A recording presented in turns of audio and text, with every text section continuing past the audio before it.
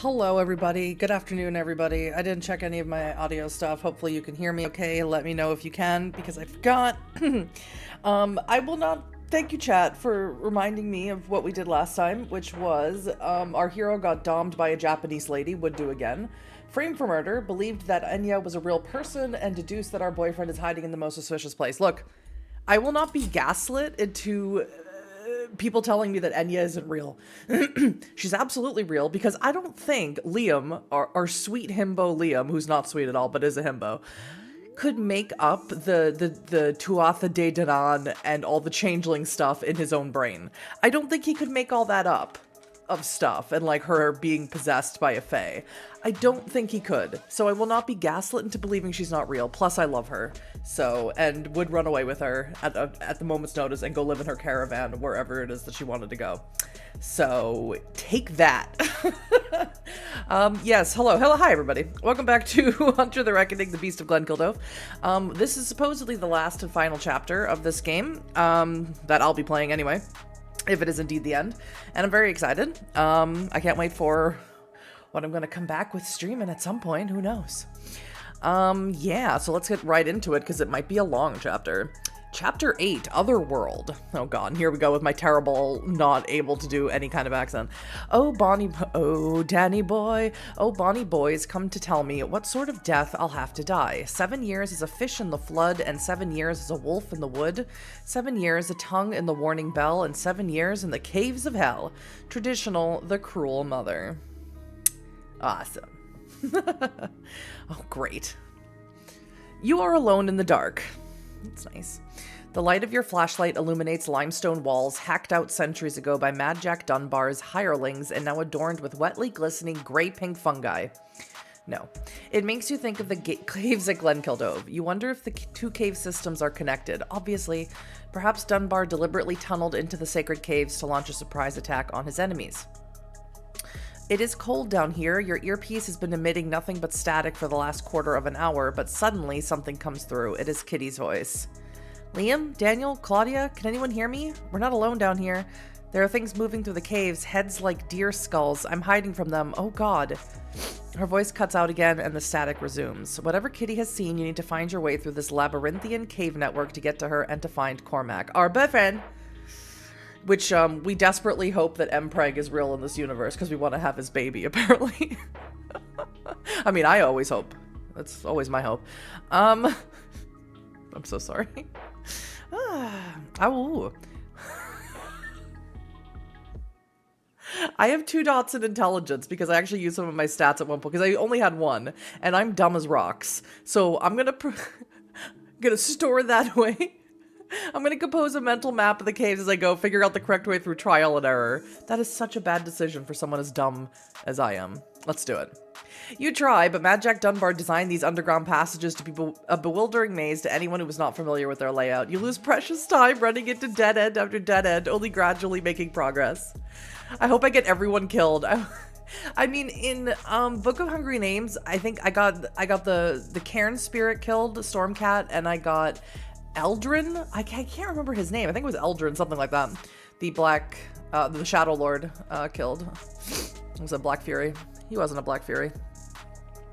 And so things have come full circle. Once again, you're moving through the darkness beneath Wicklow Mountains, all too aware of the pressing weight of the rock above your head. You think of the things you saw down there, that summer day, the cave paintings with the antlered woman offering up a baby to a gigantic wolf-headed figure. Was any of it real? Imani, the Algerian woman who led you out of the caves, told you to forget everything you'd seen. She told you that it came from breathing in the fungi growing on the walls, that you could trust nothing down there, but you've learned since then that Imani is involved with the werewolves of Glenkildove. Sorry, my allergies are absolutely killing me today, and my nose wants to run away off of my face. She may even be one of them. Perhaps it is her words that you should not trust. And you think of Enya, who is real, who once told you that these caves were a gateway to whatever other place the shapeshifters came from, but your memory of that conversation seems so vague and confused in your mind now. Enya fading from your memory until it feels like she was never there at all. And then suddenly you are surrounded by dazzling brightness. Enya? You're in a stone-walled room filled with clear, cool winter sunlight. Looking about you, you see that it must be a library of some sort. Niches built into the walls hold leather-bound books, while others lie open on lecterns dotted around the room. Their open pages show intricate, glorious artwork, angels, eagles, and kings, all bordered with tangling spirals and wheels in gold and crimson. A man is writing at a lectern underneath the largest window, his hand carefully tracing the swell of a curve. He is dressed in the rough brown cassock of a monk. He looks up. He is gaunt, cadaverously thin man. His dark eyes above his hollow cheekbones blaze with intensity. "I have waited," he says, his voice a low rumble, "and you have come." He is speaking in Old Irish, and yet somehow you understand him, right? This is exactly what happened with Enya, okay? So I'm not crazy. Stop it, I'm not crazy. This isn't real. This is a hallucination from the fungi. None of this is real. I know I'm not crazy, but Liam is stupid, so we have to continue the role play. He cocks his head to one side, considering you. The monk straightens from his hunched stance over the lectern. "You may dismiss me as a dream, but if I am a dream, what kind of dream am I?" he asks. "If I am of the kind produced by your mind alone, may I not have insights to offer, truths you fear to disclose to yourself in waking? If I am a dream sent by God, like those poured out on the faithful during the days of the apostles, then my words are of great value. And if, as I fear I may be, I am a dream sent by the devil, it is all the more important to understand me and so understand the devil's plan for you."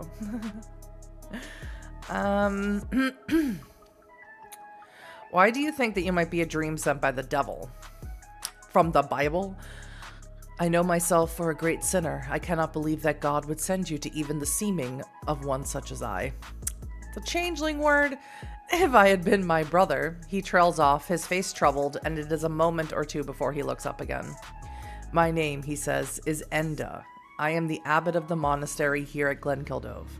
I know you have come from far away. I know that we meet in seeming, not in real life. I know that you are like me." Oh boy. These mushrooms, man. "What do you mean? I don't think we're alike in any way." "You are a hunter, like me. Like me, you are trying to unravel the dark mystery of Glenkildove and its beast. Like me, you walk the path of vision. Come with me. We have much to discuss and little time." He leads you out into the daylight. You are in the monastery at Glenkildove, a place you have only ever known before in ruins. You remember walking through it with Claudia all those years ago. It is a small cluster of beehive-shaped stone buildings like the one you were just in, all of them built without mortar. A tall Celtic cross carved from stone stands at the edge of the monastic settlement. Beyond you is the lake, the Devil's Cauldron, a black chasm under the slate-gray sky.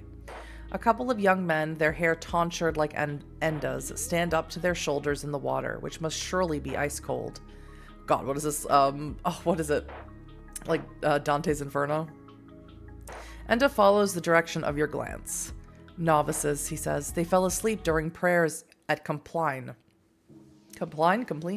"They will remain in the water until an hour has passed." That's insane. They could die of exposure. Enda shakes his head. "They'll live, and they'll know better next time." Enda leads you to a chapel at the heart of the monastic community, which you can see is laid out along a design of concentric circles. Next to it is a round tower looming up 100 feet tall. The tower entrance is some 10 feet above the ground. A wooden ladder is propped against the wall. Enda points to the tower. "Our shelter. On certain nights of the year, when the moon is full, we must all hide ourselves up there, where wolves cannot reach us. For that is when the wolves come down to this valley from the high mountains. We listen to them snuffle and prowl about the base of the tower, and run up and down the valley on swift padding feet and howl at the sky. The others turn their faces to the wall and mumble their prayers, but I stand at the top of the tower to watch the wolves in the moonlight." I have no idea what's happening. I'm so confused. What do you see? "Things we were not meant to see. Wolves as big as horses, wolves that stand on two legs like men. They gather hundreds or more by the pagan standing stones. I have seen them squatting there as silent and still for hours as we are at our own mass. It is their holy place too." So it's a cairn. Enda disappears into the darkness of the chapel and you follow. It is lit only by a single shaft of light from some high window. Enda is kneeling by the altar stone. He gestures for you to kneel on the other side.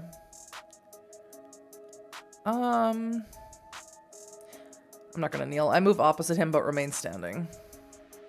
Enda does not comment. After a moment or two, the abbot begins to speak. There are red martyrs, those who have had the glory of dying in the name of Christ our Lord. There are white martyrs who starve and mortify their flesh in order to better know his torment. And then there are the green martyrs, those who go out into the wilderness, into the forests and the mountains to remove themselves from the world to better know God. He looks at you, his face weary, his weary face is illuminated by the one shaft of light. You are suddenly struck by his inexplicable resemblance to Claudia. This man looks nothing like her, and yet there is something in his flashing eyes that brings her to mind. They thought I had gone mad, the fellowship of monks who had come with me after I saw the corruption and sin of our old home, the monastery of Clonmacnoise, I'm sure that's not right, and shook its dust from my feet. Only my young brother Iman, my brother in blood as well in Christ, never doubted me. I led them further and further east into the mountains, away from the dwelling places of men, and I told them that we would build our church here in the black wood by the lake. Some of them left me then to return to the world. They said God had forgotten this place. They said that the valley belonged to the wolves. They said that the standing stones here were still stained with the blood of the innocent. They said that the caves beneath them went down to hell itself. What was the sin of Clonmacnoise? Enda makes an impatient gesture. What it ever is. Worldly pride and worldly ambition. Enda sighs. Iman thought I meant to cleanse this place. Perhaps once I did so intend. But the longer I stayed here, the more I understood that God's plan for Glenkildove was different. If God had wanted the wolves slain, the standing stones uprooted, fire and sword brought to the caves, and whatever it is that walks deep down there, he would have sent a destroyer, a holy warrior, but he did not. He sent me, a scholar. He did not wish for me to slay the Beast of Glenkildove. That task, if it is ever his will that it be done, will belong to another. He wished for me to understand it. I wished to understand it. So whose will was it? Yours or God's? Enda doesn't respond. He looks away. He returns to his story. Do I have to be here for this, or are you just basically talking to yourself? We began work, Iman and my last remaining followers, on building ourselves a home down here.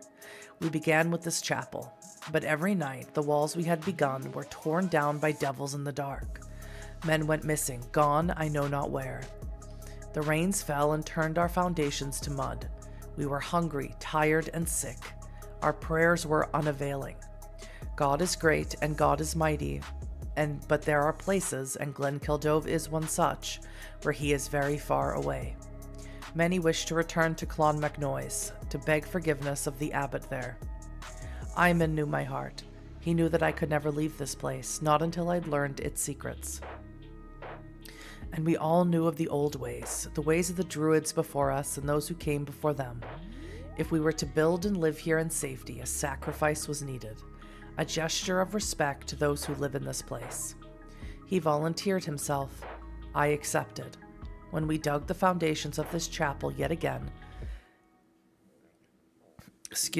Amen lay himself down within them, and we covered him with earth, a living sacrifice, here under the altar stone, so that I could know the truth of Glenkildove.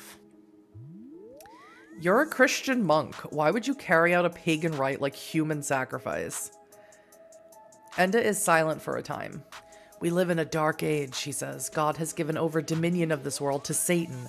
Not Satan and the elementals. Perhaps someday, perhaps in your time, that is no longer the case.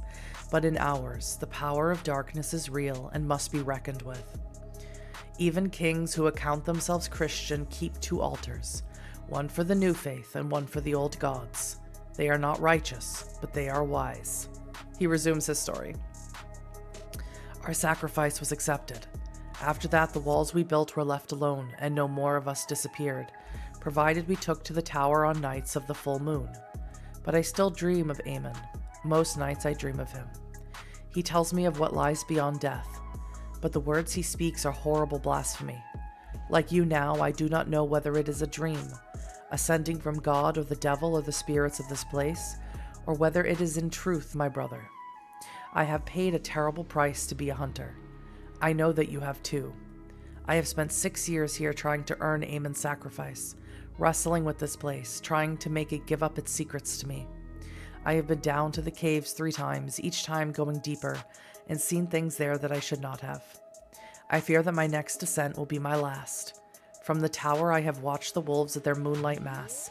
I have been out among the whispering pines and up to the barrows on the cliffs above, and spoken there in the darkness with the Danan. I have written as much as I dared of my discoveries in the secret annals of Glenkildove. Yes, can we talk more about the Danan? Because I love Changeling and I want to talk more about the Danan, please. Seems worth it? Yeah, totally. Totally seems worth it to bury alive your brother and then he talks to you after he's dead. The fair folk. Yeah, I know. Those who were here in Erin before we children of Miles, we human beings.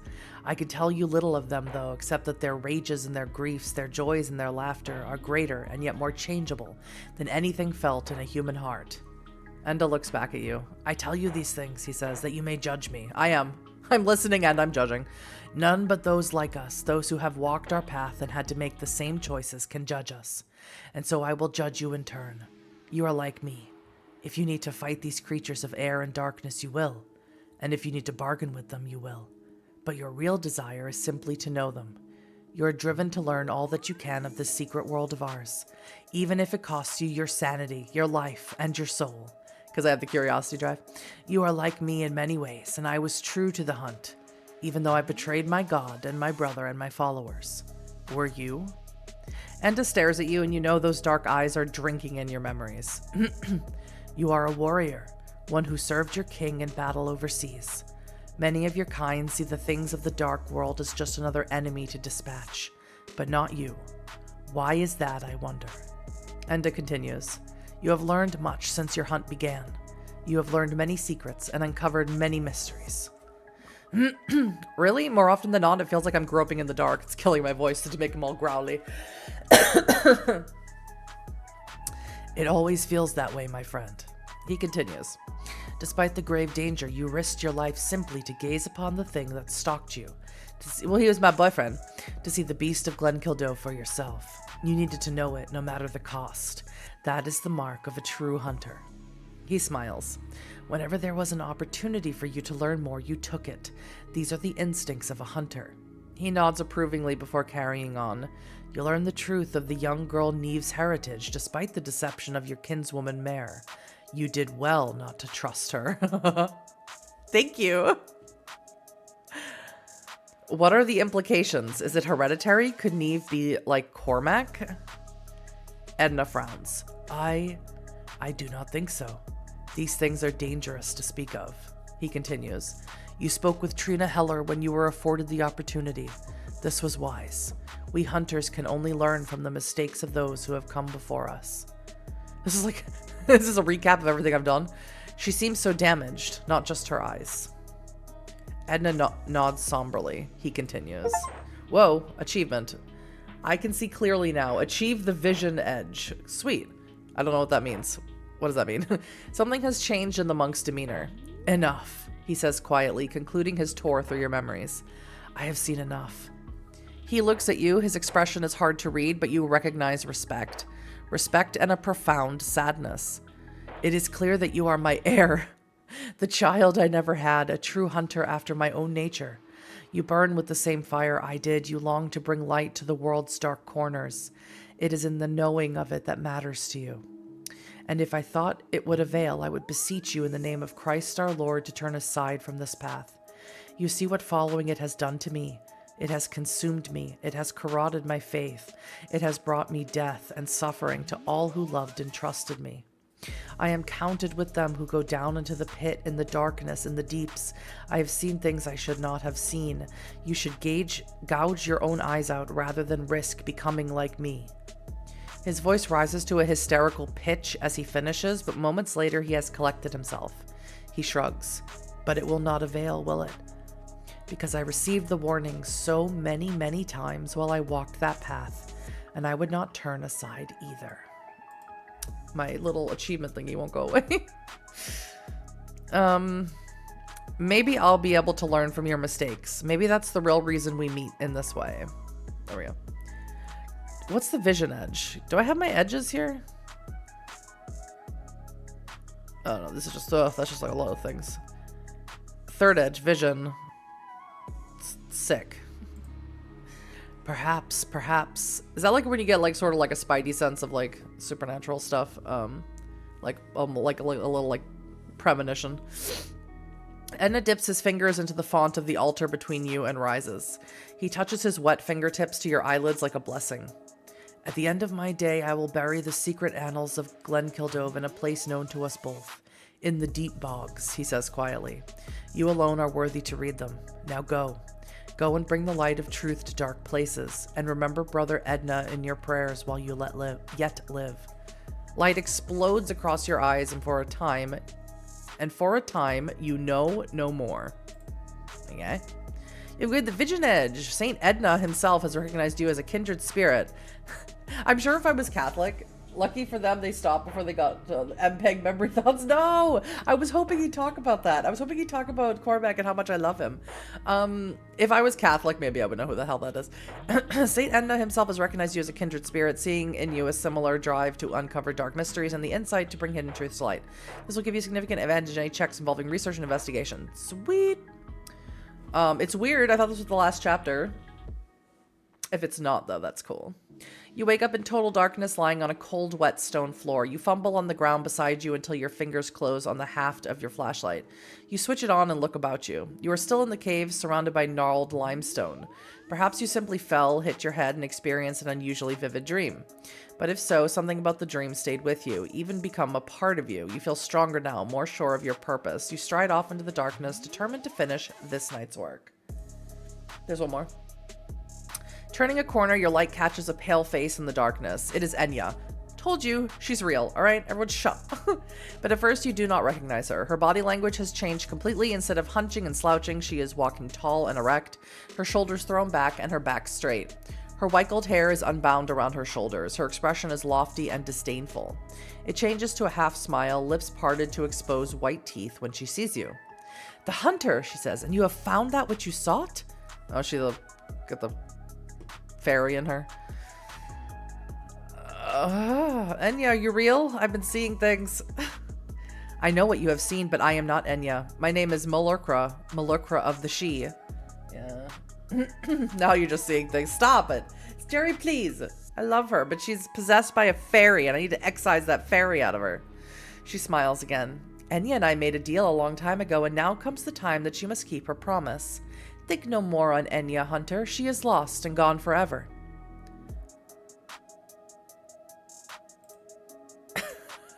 I know what's going on. But I'm stupid, remember? I'm a himbo. What the fuck is going on? Why are you talking like that? And she's like, oh, please. She gives him a mew of distaste. Even mortals once expressed themselves with a modicum of elegance, she says. I see that time has passed. Enya, or Malukra, tosses her head petulantly. I tire of this, and I want to know if you enjoyed my gift. What gift? What are you talking about? You are a hunter.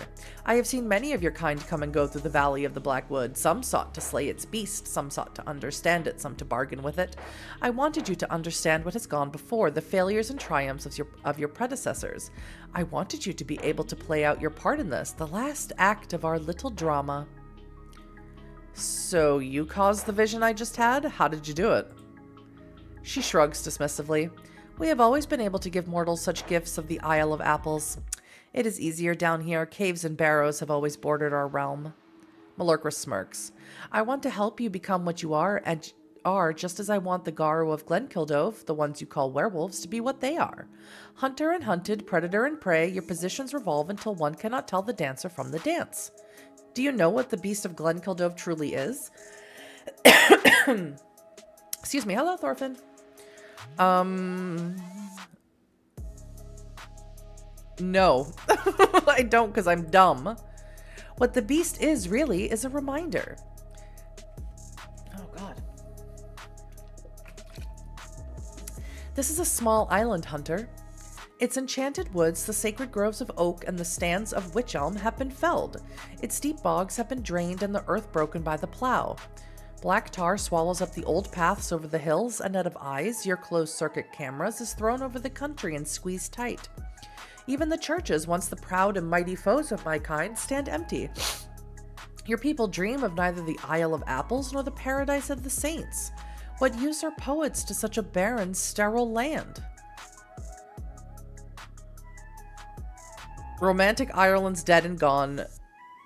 It's with O'Leary in the grave. I don't know what this answer is, but I'm going to say it because I like it. She nods. Yes, most of Ireland's later-day poets are just pale shadows of the masters of the past.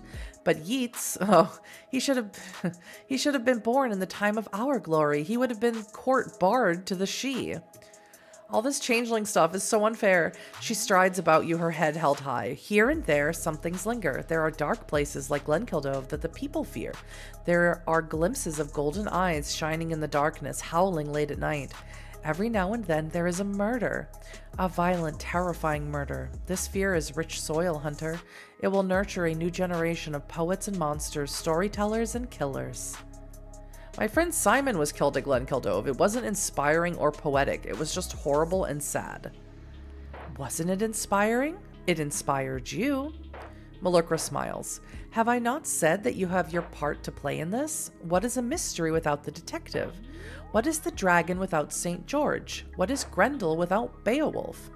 You are the hunter. You inspire hope. The same force that pushes green shoots through the frozen mud every spring, and the thought of your reckoning brings uneasy dreams even to the oldest and mightiest among those you hunt. So who's assigning these parts? Malukra spreads her arms. I am. I and my fellow divinities. We choose the players to enact morality plays. Just now, I have need of a hunter. The Garu of this place forget themselves. They would return to the old ways. I cannot allow this. Well, like in Purgium shit? Glenkildove is my domain, and the shapeshifter's plans would destroy that delicate balance of wonder and horror I have taken such pains to establish here. You will stop them. Think on what I have shown you. Think on the lessons it taught. And when the time comes, be true to your nature. Bring your reckoning. What do you mean the old ways? What are you saying? What is the dragon without St. George? Single? All in good time. Some surprises are simply too delectable to spoil. Now I have done what I can for you, and I have urgent business far from here.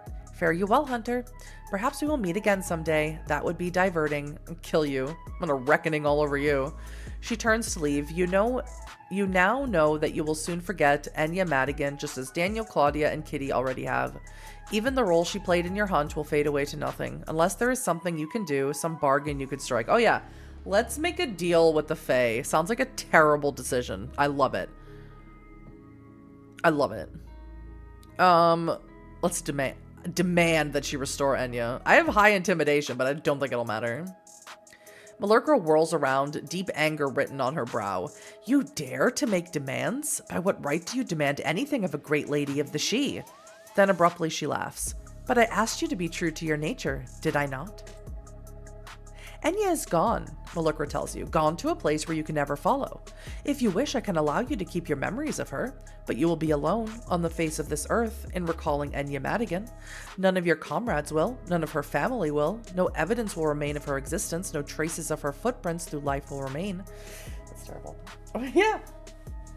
I like to make the stupid decisions, that's what I'm here for. In time, you may come to doubt your sanity, question your own mind. And after all, what good will it do her to be remembered? Oh, okay.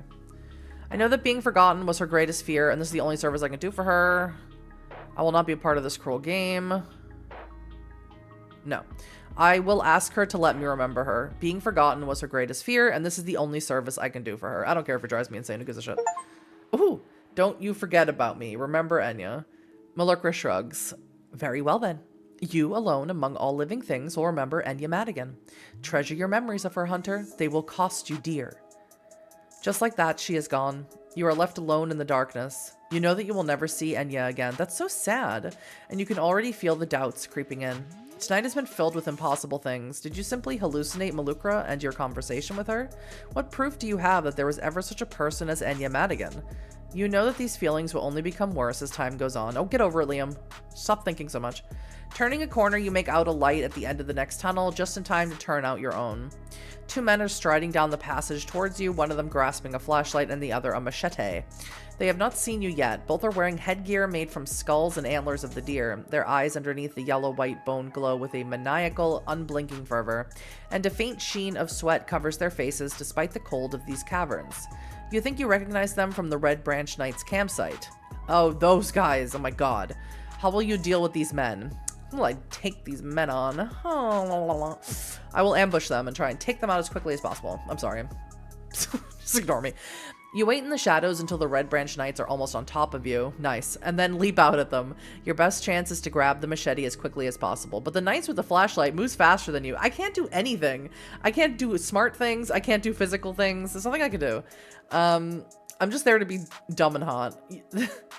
Moves faster than you would have believed possible. As you lunge at his companion, he swings his flashlight like a club, hitting you hard in the head. You are knocked out instantaneously. I have been knocked out so many times in this game, I must have brain damage. Permanent brain damage. You come to sometime later, lying on the cold cave floor. Your head pounds painfully. The Red Branch Knights have clearly left you for dead. You'll have a chance to tend to your injuries later. Right now, you need to keep moving. You pick yourself up and carry on down the passage. I'm so useless. I did not need a vision from a saint giving me a blessing, because I obviously don't deserve it. Ambulances. Some way down the passage, you almost trip over a woman sitting propped up against the wall. She is breathing painfully. She appears to have been shot in the gut. She is tall and broad-shouldered. There is a mass of dark, curly hair around her strong, hawk-nosed face. You recognize her at once, despite all the time that has passed. This woman dying down here in the darkness is Imani Mokrani, who once led you out of the caves of Glenkildove. You've learned since then that the werewolves take shelter on her land. You've come to suspect she might be one of them herself. She looks up, recognizing you. She strains to speak. You ignored my advice. You came back here to Glenkildove. I suppose I always knew you would. I knew you'd become a hunter. There's something about your eyes, your scent. Can't miss it. Not if a person's met your kind before. We Garu learned to recognize you. So you are one of them after all. Yeah, good to see how that military training is being put to good use. I know. Literally the whole time I was there, I was just thinking about Cormac and not paying attention to absolutely anything. She laughs throatily. Indeed. So at last we know each other. She takes a gasping breath. The Red Branch Knights. Snow's creatures. But Snow himself is just his creature. He sent them here to find and capture Cormac O'Donnell. Their leader, Jamie, has a gun with silver bullets that Snow gave him. President Snow? He's already shot me with it, and he's looking for Cormac now. He hates Cormac almost as much as he hates you. Wait, who is this he? And why does he hate me? I'm dumb. Lay it out for me. He is Rory Hannon. The youngest and most dangerous of us. In him, the cruelty of the cities meets the cruelty of the wild. He knows no law, and he hates you because you refused to shoot Eamon when you had the chance. Eamon believes that humanity can still be redeemed, and Rory hates him for it. Oh, so we have a Hoglosky, culty Fenris boy. You strengthened Eamon's argument by your actions that day in the Gallops. Rory will never forgive you. That name sounds familiar, and it takes you a moment to place it. Rory Hannon was the boy who went missing last year. Yeah, the one whose foster father you spoke with last week. Yeah. I know, I remember. Her voice hoarse, and the one who was like a psychopath. Her voice hoarse and unsteady, Imani unfolds a terse, secret history of Glenkildove between gasping breaths. This is just exposition. This chapter's name should be exposition. Her kind have always been drawn to Glenkildove. It is a sacred place for them, watched over by a guardian spirit. They lived openly alongside humans who dwelt there in the prehistoric era and reached an unspoken understanding with the monks who replaced them. But the arrival of Mad Jack Dunbar and his obsession with hunting wolves and later werewolves shattered the pack. Dunbar and his followers were highly effective and dangerous hunters, armed with the weapons that his prey did not understand and were not ready for, such as the devices buried under the ground in these tunnels, which rendered any werewolf incapable of using their powers. In just a few short years, Dunbar had all but wiped out the pack that made Glenkildove its home. The survivors managed to band together to kill Dunbar, but irreversible damage had been done. Dunbar loved to target his prey while they were in human form, surrounding their homes and setting them alight, suborning their friends and family and turning them. The result of this was the survivors of Glenkildove Pack never again lived among humans or adopted human identities. They became entirely creatures of their own world. Most of their oral traditions and laws had already been lost. Dunbar had killed all the elders before they could pass this lore on. Even the guardian spirit of the place changed, becoming the scarred, vengeful beast. Imani came to Glenkildove in the 90s. She wanted to help restore the pack here to its former glory.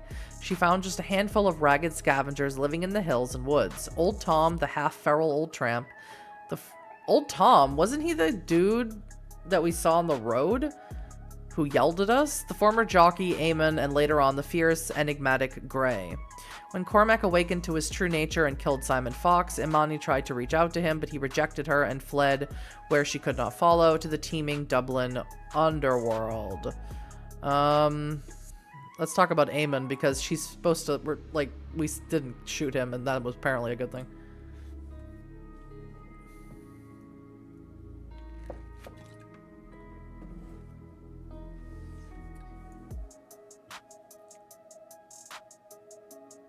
This has nothing to do with bloodlines. Okay, and if you want to come in here just to complain about that, I'm gonna mute you.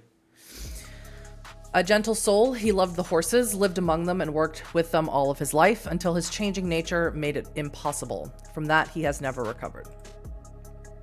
Imani continues the story. She controlled the pack in those days and had hopes of rebuilding them.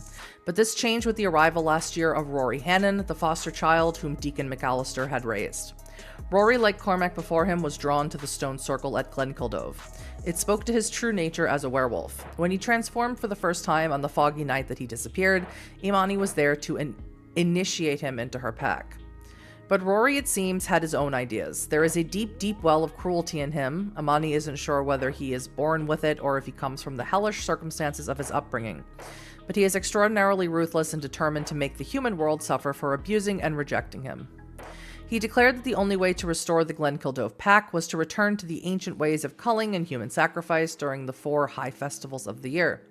He quickly won over Old Tom and Grey. The former had long since lost touch with his humanity, and the latter had never really considered herself human at all. Neither Imani nor Eamon agreed with Rory's ideas, however, and so the pack was split.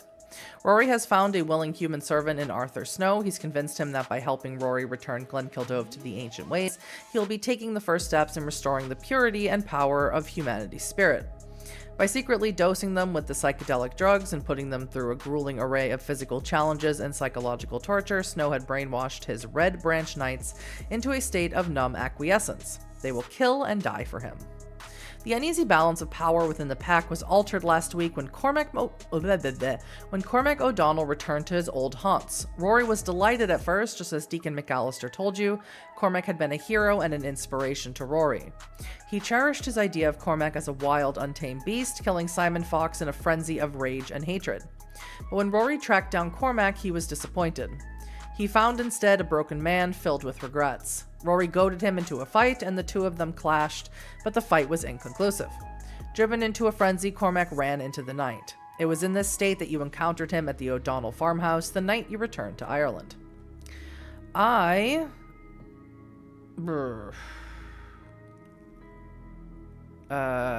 feel ashamed on behalf of humanity. No.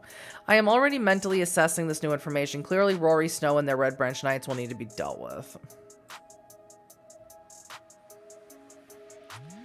Now, Rory has discovered Cormac's hiding place and sent Jamie and the Red Branch Knights to find and capture him. He wants Cormac there to witness the first of the human sacrifices at Samhain to make Rory's triumph over him complete. Imani, desperate to reassert her power within the pack, went to try to warn Cormac, hoping that she could persuade him to join her and strengthen her faction within the pack. Instead, the Knights found her. Following Snow's order, Jamie shot her with silver bullets. She suspects that Rory will blame you and the others. Well, of course he would.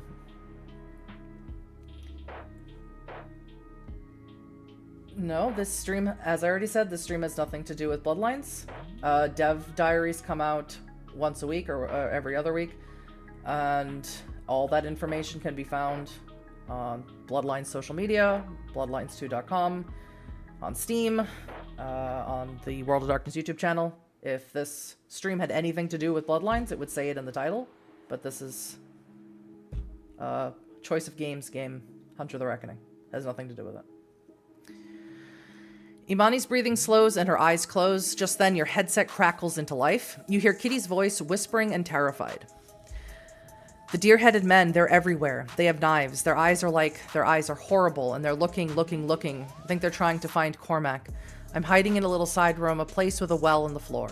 But I think they're gonna find me soon. Daniel's voice breaks in.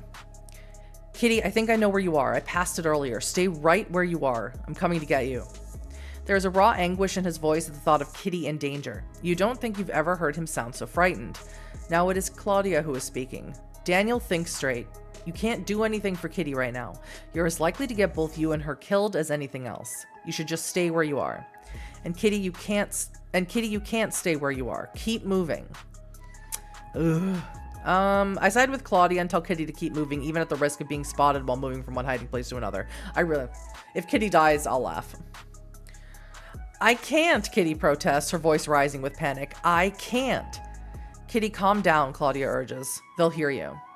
Then the signal cuts out once again. You look down at Imani. If what she said was true, she considered herself an ally of sorts to humanity, or at least not an enemy. It's possible that if you stayed to help her, you could save her life or harvest genetic material from her, which you could sell to Fada or publish as proof that lycanthropes exist. But do you have time? Does Kitty? Even while you are contemplating your choice, your hands move without your volition and press down on Imani's mouth and nose, suffocating her. In Imani's weakened state, it doesn't take long. Soon she is dead. And you are staring at your own hands in blank horror. This is Noriko's influence, my god. Not my vampire Dami mommy. She wants the werewolves of Glenkildove dead, and she is using you as a weapon to accomplish it. Really? Once you knew for sure that Imani was one of them, the instructions that Noriko implanted within you took over, and you killed her. What will it take to break her control over you? Killing her? In any case, Imani is dead now, and that terrifying alien control over your body has lapsed. It's time to move on. You can take them, Kitty. They're looking for a dog, not a cat. Bump. The tunnel opens up into a larger, high-roofed cavern, which a number of tunnels open. It is lit by blue LED lamps placed on the ground. Its roof is supported by oak beams. Two of the Red Branch Knights, the shadows of their antlers, twisting and writhing in the strange blue light, are holding a struggling Kitty in front of Jamie, Snow's lieutenant from the Knight's compound. He is pointing a gun at Kitty. They must have discovered her hiding place. Jamie's face is ugly and distorted in the blue light. Sweat is gleaming on his forehead. Whatever visions he has experienced down here tonight, they seem to have all but destroyed his sanity. He appears to make a decision. He squeezes the trigger. There is an explosion. Kitty slumps down between the knights, and they let her drop to the ground.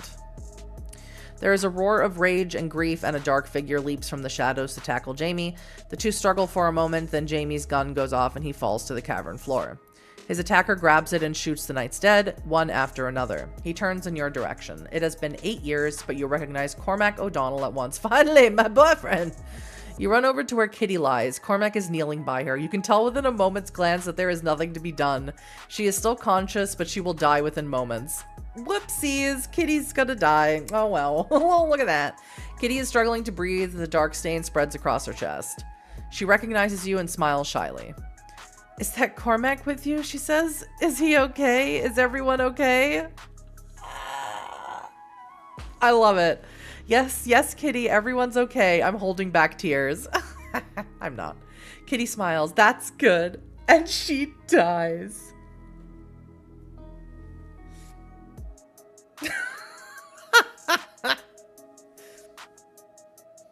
Oh no. Kitty! Daniel must have followed the sound of the struggle. Now he bursts in through one of the passages, his eyes fixed on Kitty. Kitty, oh god, no. He falls to his knees by your body. Cormac approaches him. Daniel, he says, I tried to save her. But Daniel is up on his feet and has grabbed Cormac by the collar before he can finish. You, he says. His face is stained with tears, his voice hoarse. It's because of you she's dead. You killed her like you killed Simon. He strikes Cormac in the face, then lets fly with blow after blow. Cormac lets the gun in his hand drop. He makes no effort to defend himself against Daniel's onslaught, even as blood begins to splatter across Daniel's knuckles. I grab Daniel, holding him back from hitting Cormac again. Don't hit my boyfriend! Oh my god. Outrageous. Outrageous. I love it. You grab Daniel's arm and he struggles with you angrily. Daniel, stop.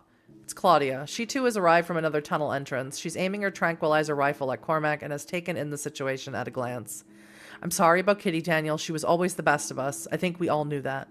When there's time, we'll mourn her properly. And I know you want Cormac to suffer, and he will, Daniel, but it can't be this way. If you kill him, then Kitty and Simon will have died for nothing. Nothing at all. You have to let me put him under instead. Tell him, Liam. Daniel turns at the sound of her voice, but he barely even seems to register her presence. Instead, his gaze falls duly on the gun that Cormac dropped. He picks it up, cocks it, and aims it at Cormac. It is clear that Daniel is on the verge of shooting. Cormac has once again made no move to defend himself. You feel the strong urge to simply allow it to happen. It is Noriko's conditioning coming into play.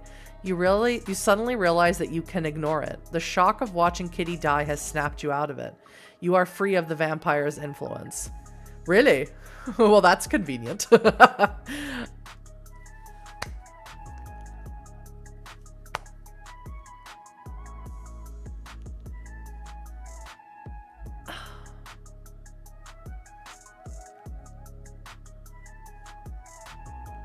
Everything in me wants to let Daniel shoot him.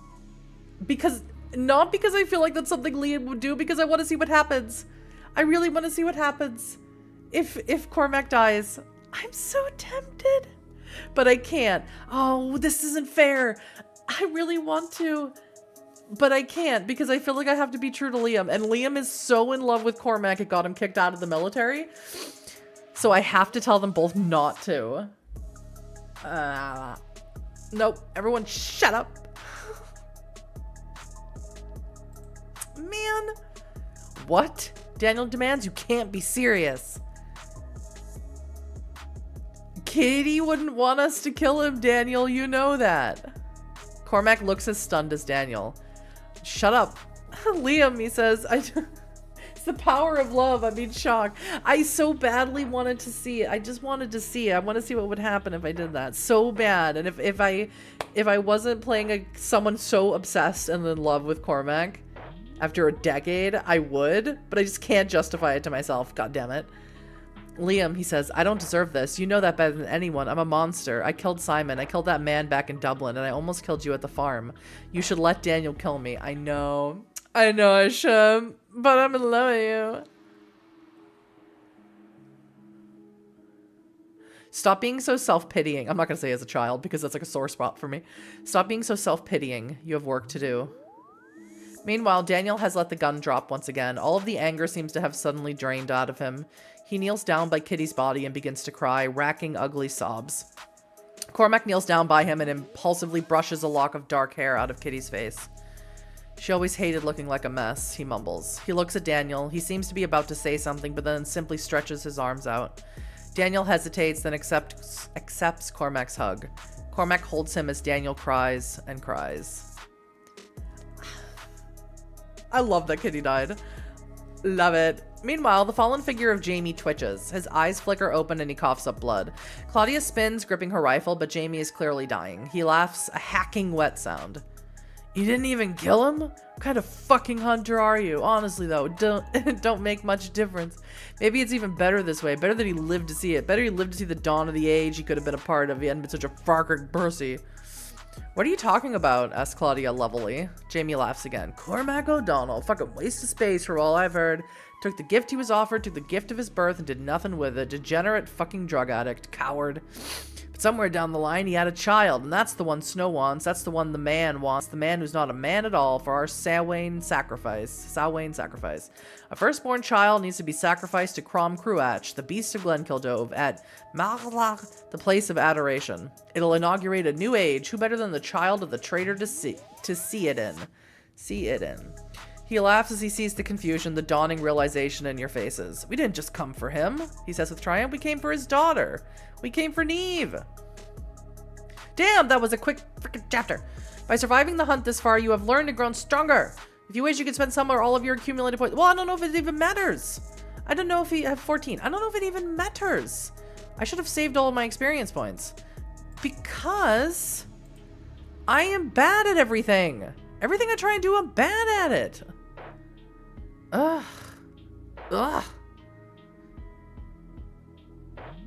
friggin' joke, man. I guess I'll raise my athletics to 4. Oh my god, okay, so fast. It's the power of love. Oh man, I don't want this to be over yet. I'm having so much fun. I can't push it past. I can't push it past to another hour. It's going by so fast though. All right, god damn it. Back tomorrow to play more of Hunter the Reckoning, the Beast of Glenkildove. Try and save Neve. Try and kiss Cormac again. The only one who remembers Enya, my favorite crazy girl. Oh man. Thank you everyone for being here. This is awesome. I love this so much. I love that Kitty's dead. That's my favorite part of this game so far. And I'll be back tomorrow for the next one. I wish I could keep going, but I don't, you know, it's hard. I don't know how long it is, and my voice will eventually get, after about 90 minutes, my voice gives out. Okay, anyway, thank you everyone. I will see you tomorrow. I hope you have an awesome day. Bye.